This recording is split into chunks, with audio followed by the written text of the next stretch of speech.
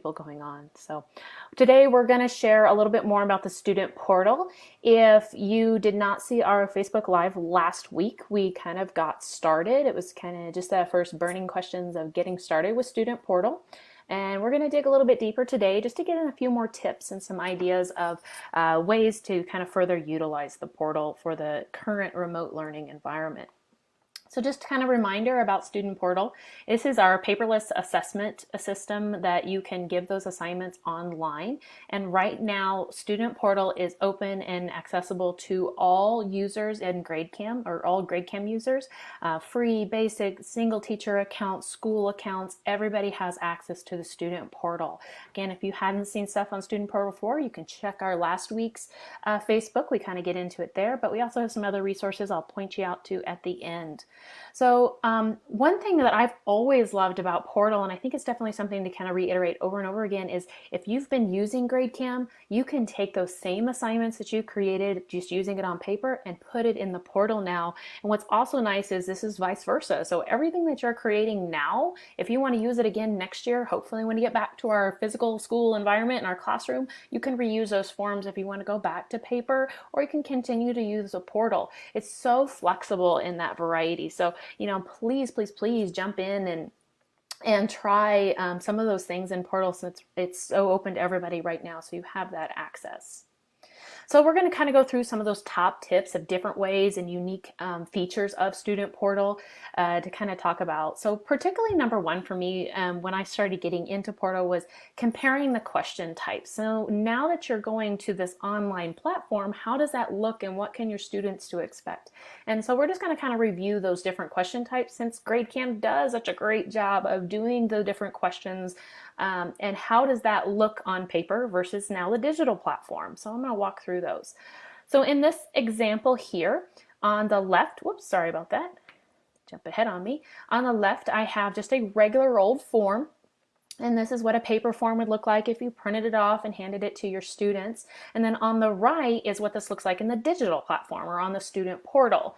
So again, you can see it's kind of similar, but there are some changes, and we'll walk through those. And so we're going to go through those basic question types. And what I mean by question types is, let me jump over here to my GradeCam account. And let me go back over to my keys.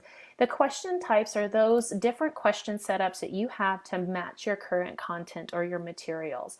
And you have these listed right over here under that question when you go into edit. We're not going to touch on the handwritten auto grading of that right now.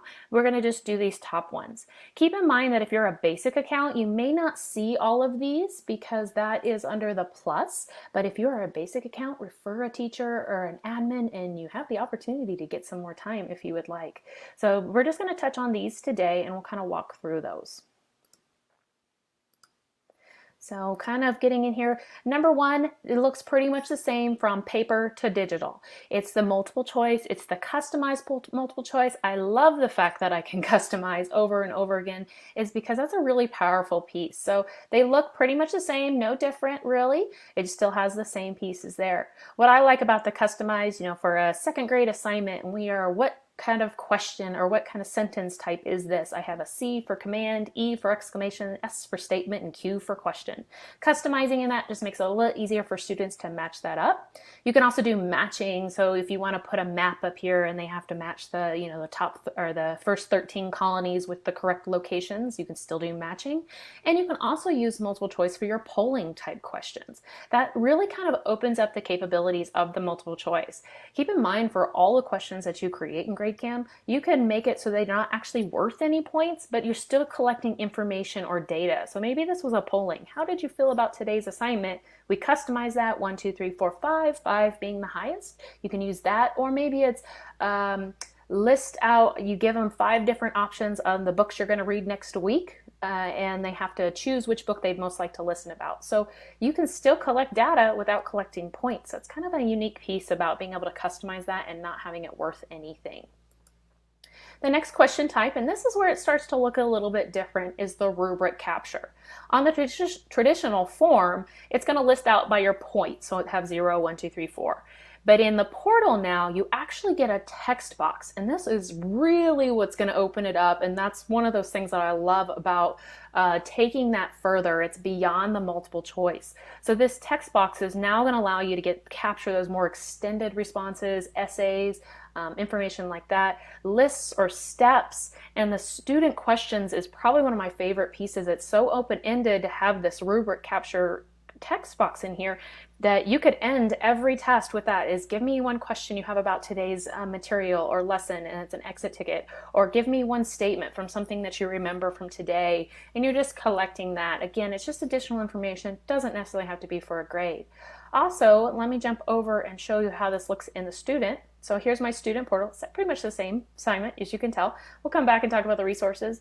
But this text box is actually expandable. So if I click that little corner, I can drag that down. This is from the student side. And so where I talked about steps is I can type that in. So I can say step 2. And so we even had a talk with another teacher that was doing getting ready for their AP exam, and they have a certain format that has to be able to lay out those steps or that outline or how that is going to lay out, as I can do that all here. I can't use the tab because the tab actually jumps me to the next box, but if you want to indent, you can just hit your space bar and bring it over that way.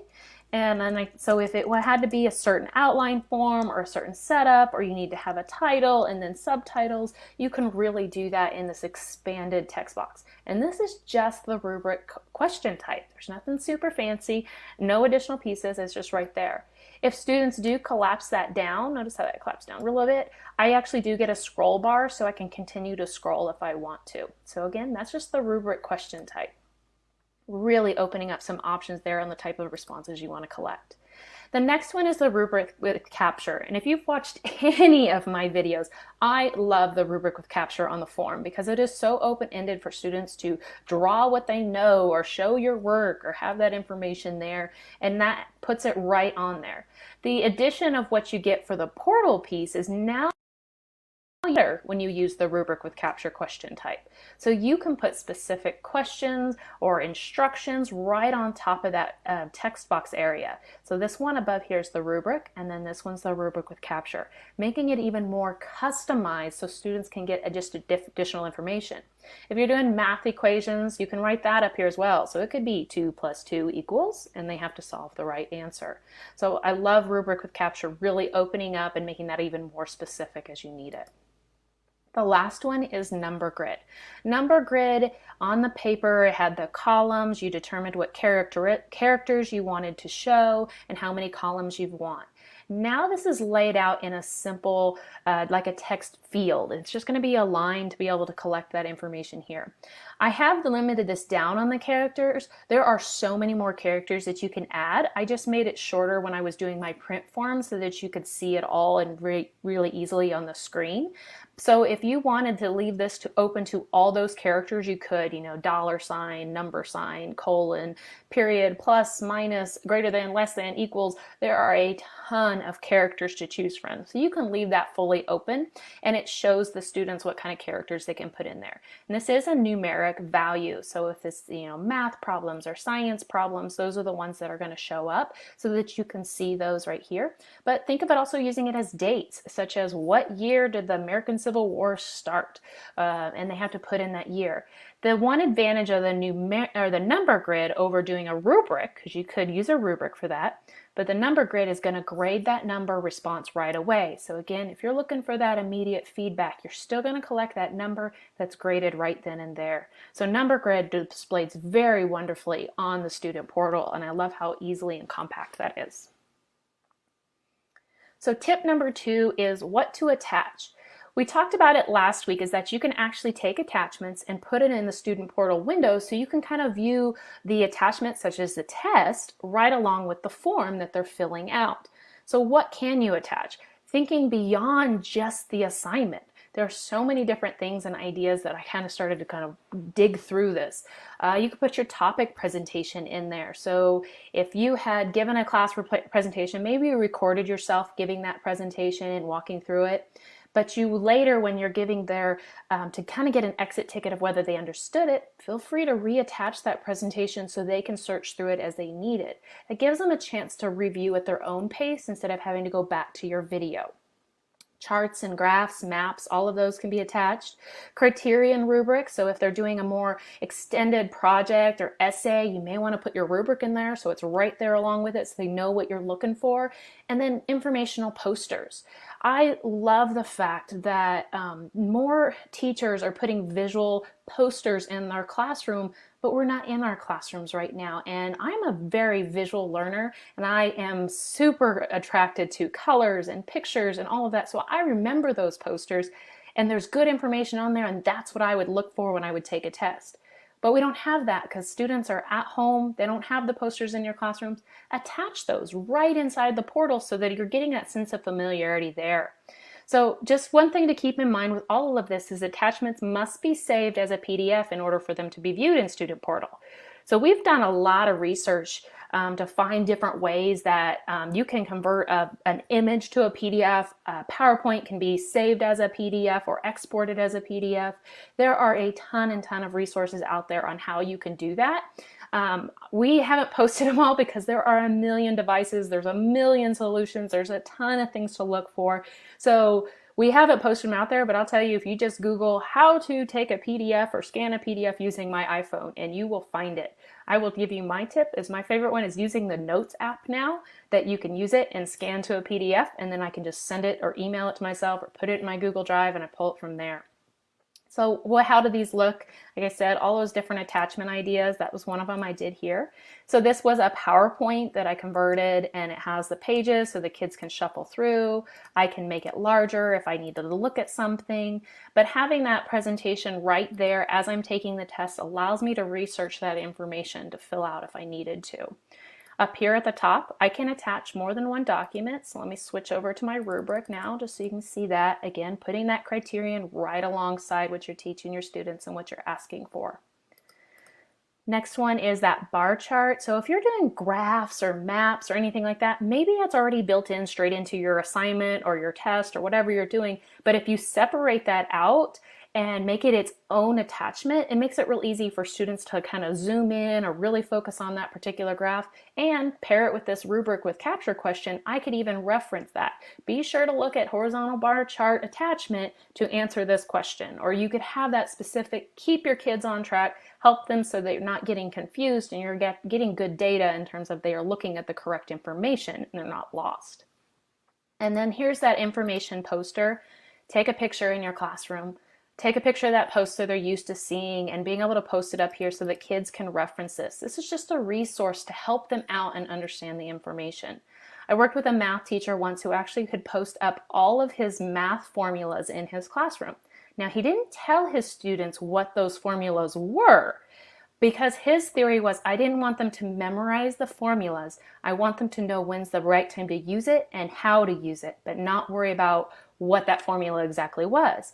So he was getting a little bit deeper into their knowledge, not being able to memorize formulas, but instead understanding the true application of it. So if you had a poster of all those formulas in your class, take a picture of it and post it as an attachment. That's a great resource for your kids to help them out. So lots of ideas. Just remember, they do need to be PDFs, but there's a ton of resources out there. If you have your own tip for how to convert an image to a PDF or anything else to a PDF, feel free to post that, because you know there are a lot of different devices out there, and I'd love to hear people's ideas. So tip number 3 is about using versions. Now, I didn't use form versions a whole lot in the portal. I didn't think about it in that way. I typically just thought about them in paper. But again, we moved to a remote environment, so how can we further use this? What can we do? Keep in mind, form versions are available in GradeCam Plus accounts and school accounts. So form versions allow you to create multiple versions of a form. So on this page, and I'll explain it a little bit more, I'm just going to keep this up for your reference, but you have different options when you assign the form. You can make it random, you can select a specific version, or the student, or give the option for a student to select. So there's different ways that we can use this. For example, mix it up. Make it random. If you want a little bit more variety when you assign that out, basically what that will do, as soon as a student signs on and gets into it, they will just be randomly assigned a version. And that version can, they can be totally different, they can have different attachments, all of that, but it's just random to the student. Or you can make it per class. So again, if you wanted to do version 1 for your 2nd hour, but then you wanted version 2 for your 6th hour, you could do that. You could do a variety of versions, mix up the question types, change how the test was displayed. Maybe you were asking for a little bit different, one's an honors and one's a regular class. You could see how you were going to pull that information differently. So you could do a different version per class. The last is provide the opportunity for student choice. And I thought this was kind of a unique spin on the form versions. Let the students select. By the students getting the chance to select their own or choose their own version to go with, and I'll show you an example, is you're allowing them to really find a little bit better of a relationship or attachment to what you're requesting information from. So in GradeCam, where those settings are, let me go back. And here is my versions. So when I created my key, I have a variety of versions. I actually only used 1, 2, and 3. The 4 and 5 I didn't fill out. But 1, 2, and 3, they're all the same kind of questions, and I have different articles to go with the different versions. So to assign the versions, you'll go over to Student Portal, and then here's my class, the same part as before. And then version, this is where you get the random. So random, mix it up, kid just gets whatever they get. Version 1, I want my reading 5th hour to get version 1. I want my reading 7th hour to get version 2. You can assign that. And then this last one is the student will select. This will put the power in the student's hands. So if I hit save, now I'm going to go into my attachments because it gets really fun here. So this particular type of example is maybe I had students doing an argumentative essay and I wanted them just to go through how to create a pro-con paper or write that essay, but I wanted to give them the choice of different articles to choose from. So I want them to pick their version. So this first one is, should students be required to do community service? That's going to be version 1. Should kids have homework? Version 2. And should video games be considered a school sport? Excuse me. That is going to allow students to pick the article that most interests them. They're going to pick the version. So how does this look for a student? Go back out here to my article. So my questions are all the same, but here's that article. I can zoom in, I can read, and I actually set it up so the student could download this, do their highlights, do their markups, whatever they want to do, and then come back to this test later. Each version has the same question, but they're tied to a different article. Let the students pick what article most interests them. So should students have homework, they can fill out their pro, their con, and then write their short essay. That's giving a little bit of student choice. Take this a step further. Divide your kids up into a group later based on the version they chose and have them do a Socratic seminar. More about that. You know, you could really get students to pick their own. They're going to dig into that deeper and see what they could do to find out more information.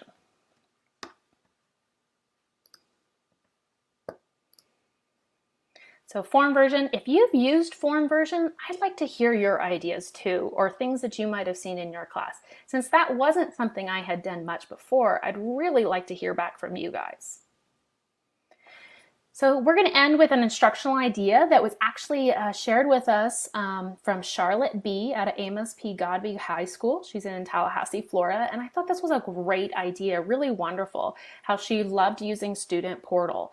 What she did is she actually attached all her resources and she had a rubric capture for each resource so the students could ask a question that was specific to that resource. So in this screenshot, you'll see that I have basic guidelines. And then I have a basic guidelines attachment.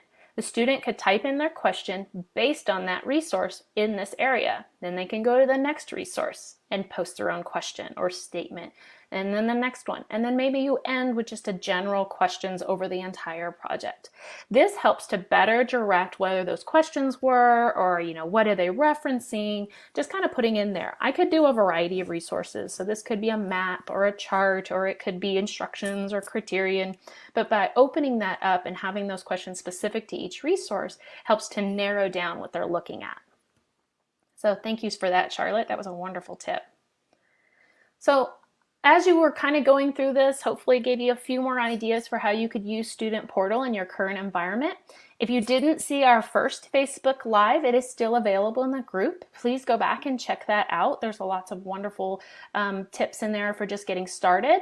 Also, we do have our GradeCam resources all gathered in one place for the portal. So if you go to the gradecam.com website, and this banner right here at the top, the yellow that's sticking out for you, if you click on Learn More or the resources, you can just scroll down, and there are a ton of resources here. And please, please, please check out our webinars. Definitely an opportunity to learn more about creating those portal assignments and working from the very beginning to how you're going to assign that. So lots of resources out there and tons of ideas.